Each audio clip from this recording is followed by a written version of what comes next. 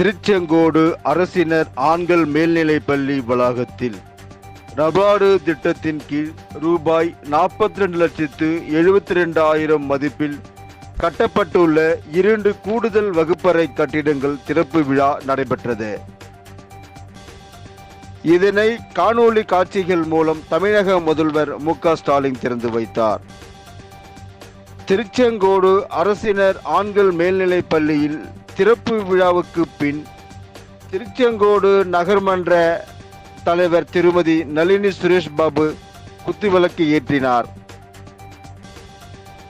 பின்னர் நகராட்சி வளாகத்தில் ஒப்பந்த தூய்மை பணியாளர்கள் 173 பணியாளர்களுக்கு ரூபாய் 1,00,000 மதிப்பீட்டில் மேல் சட்டைகள் நகர்மன்ற தலைவர் நளினி சுரேஷ் பாபு வழங்கினார். நிகழ்ச்சியில் நகராட்சி ஆணையாளர் சேகர், துப்புரவு அலுவலர் வெங்கடாஜலம், நகர்மன்ற உறுப்பினர்கள் ராஜா, புவனேஸ்வரி, உலகநாதன், செல்வி, ராஜவேல் ஆகியோர் கலந்து கொண்டனர்.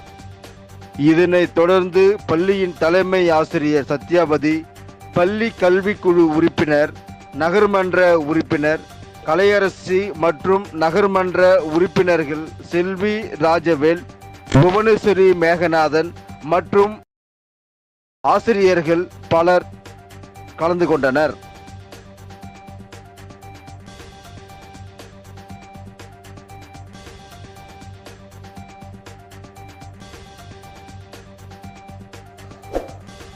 இதுபோல் அனைத்து செய்திகளையும் காண மனித உறுதி ETV சேனலை தவறாமல் பார்க்கவும்.